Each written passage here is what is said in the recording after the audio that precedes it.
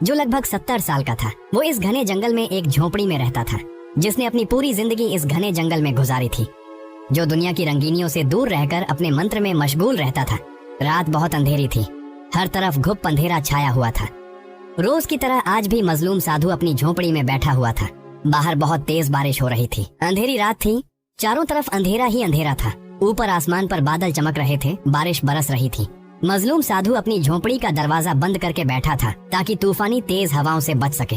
तभी दरवाजे पर एक जोर की दस्तक हुई, ऐसी दस्तक जैसे कोई अपनी पूरी ताकत से दरवाजे को तोड़ रहा हो। मजलूम साधु ये सुनकर हैरान हुआ कि इस वक्त काली रात के घुप अंधेरे में यहाँ कौन आ सकता है। वो दिल ही दिल में सोचने लगा, क्या कोई जंगली जानवर है या कोई भटका हुआ मुसाफिर। उस समय उसके दिल में एक डर की लहर दौड़ने लगी, लेकिन उसने खुद को संभाला और झोपड़ी का दरवाजा खोला।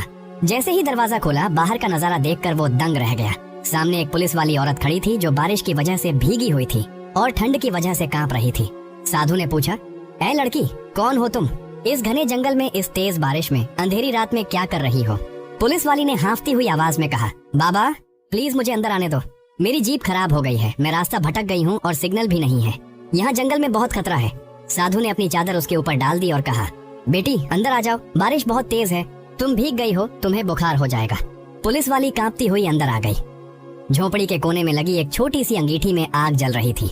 साधु ने उसे वहाँ बैठने को कहा और खुद अपने बर्तन में गर्म दूध निकालकर उसके सामने रख दिया। पुलिस वाली ने शुक्रिया कहा और थोड़ा थोड़ा दूध पीने लगी। साधु ने फिर नरमी से पूछा, बेटी तुम यहाँ इस वक्त कैसे आ गई? जंगल का रास्ता तो पुलिस वालों को भी मालूम नहीं होता। पुलिस वाली ने हिचकिचाते हुए कहा, बाबा मुझे एक केस की तफ्तीश के लिए एक गांव जाना था, मगर जीपीएस बंद हो गया, बारिश ने सब कुछ खराब कर दिया। मुझे लगा ये कोई छोटा रास्ता है, लेकिन मैं घने दरख्तों के बीच गुम हो गई। तभी आपकी झोपड़ी से थोड़ी रोशनी दिखी। साधु ने सर हिलाया, बेटी खुदा ने तुम्हें बचाने के लिए मेरे आश्रम की तरफ रुख मोड़ा, वरना ये जंगल रात को शिकारी जानवरों से भरा होता है। पुलिस वाली ने साधु की तरफ देखा, फिर बोली, बाबा लोग कहते हैं इस जंगल में चमत्कार होते हैं, साधु लोग ज्ञान रखते हैं, क्या ये सच है? साधु हल्का सा मुस्कुराया, चमत्कार नजर से नहीं, दिल से देखे जाते हैं बेटी। जिसने दुनिया को छोड़कर जंगल में आसन लगाया वो ज्ञान के करीब होता है, और ज्ञान ही असली चमत्कार है। पुलिस वाली की आंख खुली, उसने खुद को तरोताजा महसूस किया। साधु ने उसे जंगल के किनारे तक छोड़ा।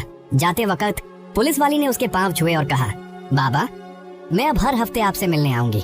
शहर में अमन लाने के लिए मुझे अंदर का सुकून चाहिए जो आपके पास है। साधु ने आसमान की तरफ देखा और बोला, सच्ची सेवा वही है बेटी जो बाहर के जुर्म को नहीं, अंदर के अंधेरे को भी मिटाए। पुलिस वाली अपनी जीप की तरफ बढ़ी, मगर दिल में एक नया इरादा लेकर, एक नया ज्ञान लेकर। और उसके बाद जंगल में अक्सर वही पुलिस वाली साधु की झोपड़ी पर आती। कभी खामोशी से बैठती, कभी साधु से सवाल करती, बाबा ये मंत्र जो आप पढ़ते हैं क्या वाकई इनमें ताकत है? साधु नरमी से हंसता, बेटी मंत्र सिर्फ शब्द नहीं होते, ये दिल की भाषा होते हैं। जब नीयत पाक हो तो हर मंत्र असर करता है। एक दिन पुलिस वाली ने कहा, बाबा मैं चाहती हूँ आप मेरे थाने आए, वहाँ कुछ लोग हैं जिन्हें आपकी बातों की जरूरत है। अगले दिन पुलिस वाली ने साधु को अपनी जीप में बिठाया और पहली बार वह बूढ़ा साधु जंगल से निकला।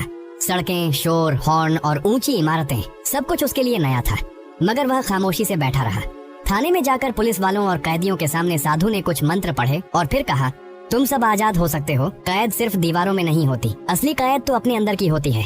पहली बार थाने में ऐसा सन्नाटा छाया कि हर कोई चुप हो गया। कुछ कैदी रो पड़े, कुछ ने हाथ जोड़े। पुलिस वाली ने गर्व से साधु की तरफ देखा, जैसे वह अब सिर्फ एक साधु नहीं, उसकी रहनुमा भी है। वक्त गुजरता गया। पुलिस वाली ने अब हफ्ते में 2 बार जंगल जाना शुरू कर दिया। कभी वह खुद साधु के लिए पुराने कपड़े लाती, कभी उसकी झोपड़ी के बाहर सफाई करती। साधु ने उसे एक नया नाम दिया, देवी। तुम अब सिर्फ पुलिस वाली नहीं, देवी हो जो जंगल में रोशनी लेकर आई है। साधु ने मुस्कुराकर कहा, अब तुम सिर्फ पुलिस वाली नहीं, तुम देवी सती हो चुकी हो। अब तुम जहाँ जाओगी वहाँ अंधेरा नहीं टिकेगा। देवी सती ने सर झुकाकर कहा, बाबा मैं आपकी राह बन गई हूँ। अब मेरा फर्ज है कि मैं इस ज्ञान को उन तक पहुँचाऊँ जिन्हें अंधेरे ने कैद किया है। साधु ने आंखें बंद करके आसमान की तरफ हाथ उठाए और बोला, बेटी अब तेरा सफर शुरू हुआ है। जो रोशनी तुझे मिली वो अब दूसरों तक पहुँचानी है, मगर याद रख, रोशनी बांटने वाले को सबसे पहले खुद जलना पड़ता है। देवी सती ने साधु के कदमों को चूम कर वादा किया, बाबा मैं हर उस जगह जाऊंगी जहाँ जुल्म छुपा है। मैं अंधेरे से नहीं डरूंगी, चाहे मेरे सामने राक्षस हो या अपना साया। उसी दिन से देवी सती ने एक नया सफर शुरू किया। अब वो सिर्फ एक पुलिस अफसर नहीं रही, वो जहाँ जाती लोगों की नजरें झुक जाती। जिस कैदी को कोई न सुधार सका, देवी सती सिर्फ एक बार उसकी आंखों में देखती और उसका दिल नरम पड़ जाता। पुराने थानों में कैद लोग कहते, ये कोई आम औरत नहीं, ये कोई देवी है। इसके लफ्ज दिल में उतरते हैं। एक दिन देवी सती को खबर मिली कि एक दूर दराज के गांव में एक दासी का बेटा जो नशे और जुर्म में डूबा हुआ था अपनी माँ को रोज पीटता है। देवी सती बिना किसी हथियार के, बिना किसी गार्ड के अकेले उस गांव पहुंची। लोगों ने देखा कि वो छोटे से झोपड़ी के सामने खड़ी है। अंदर वही लड़का था जिसे पूरा गांव शैतान कहता था। देवी सती ने दरवाजे पर दस्तक दी। बेटा, मैं तुमसे मिलने आई हूँ। लड़के ने दरवाजा खोला, हैरानी से बोला, तुम पुलिस हो, गिरफ्तार करने आई हो? देवी सती ने कहा, नहीं, मैं तुम्हें तुम्हारी माँ की आंखों से देखने आई हूँ, वो आंखें जो अब भी तेरे सुधरने का इंतजार कर रही हैं। लड़के ने हंसी में उड़ा दिया, ये सब बकवास है, मैं जैसा हूँ वैसा ही रहूंगा। देवी सती खामोश रही और सिर्फ एक मंत्र पढ़ा। उसके बाद खामोशी छा गई और वो लड़का जो कई सालों से कभी किसी के सामने न झुका, आंखें नम करके जमीन पर बैठ गया। देवी, मैं बचना चाहता हूँ, मुझे इस अंधेरे से निकालो। देवी सती ने उसका हाथ थामा और कहा, तू खुद निकलना चाहता है, बाकी मैं तुझे दिखा दूंगी। उसी रात वो लड़का माँ के कदमों में गिर कर रोया और अगले दिन साधु की झोपड़ी में आकर पांव छुए। साधु ने सिर्फ इतना कहा, अंधेरे से उजाला सिर्फ वही ला सकता है जिसने खुद रोशनी की कीमत चुकाई हो, और तुमने वो कदम रख दिया है। अब जंगल की झोपड़ी सिर्फ देवी सती और साधु का आश्रम नहीं रही। वहाँ रोज कोई न कोई भटका हुआ आता। सब एक सवाल लेकर आते, क्या हमें बदला जा सकता है? और जवाब में सिर्फ खामोशी मिलती।